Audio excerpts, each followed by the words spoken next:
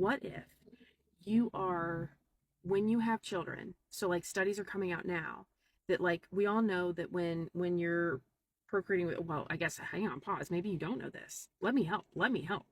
When you have relations and he leaves a gift package in you, not on you, in you, keeping up, that can live for like 5 to 7 days, like a long time, a long time. So like, do you get pregnant in that moment? I mean, you could, but you also, there's some grace there where like it could have taken an extra day or whatever, right? Trauma, I know. Anyway, but then when you have the baby, mom and baby are sharing DNA, and like the baby can heal mom's heart, and mom's giving all this to the baby, and the baby's healing the mom, and like all those things. And then what I did not know that I heard this morning, and I've tried to do a little research on it, and I was rattled when I found out that when you carry a man's child, you carry his DNA for 7 to 27 years.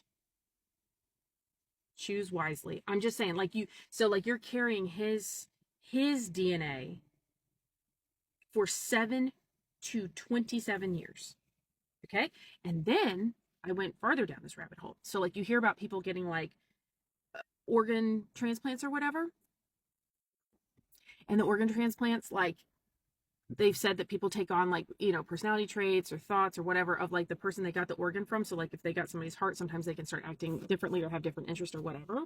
And like, the science behind that. And they're all like, oh, isn't that interesting that like you could get somebody's, I don't know, an organ. And then all of a sudden you're like, oh, I now like mashed potatoes, right? Like all of a sudden you take on something that the other person had.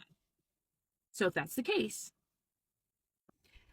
and I'm carrying his DNA, even after I've had the baby, is that part of what's leading to people getting divorced? Hear me out. I know this sounds crazy. So like, you hear about how men are like, oh, she changed after she had the kid. She changed. She doesn't pay attention to me. She's acting different. Is she acting like you?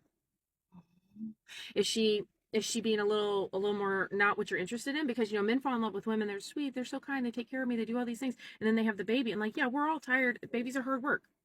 I mean, like I could say that all day, but until you're living it, you don't know it. Babies are hard work.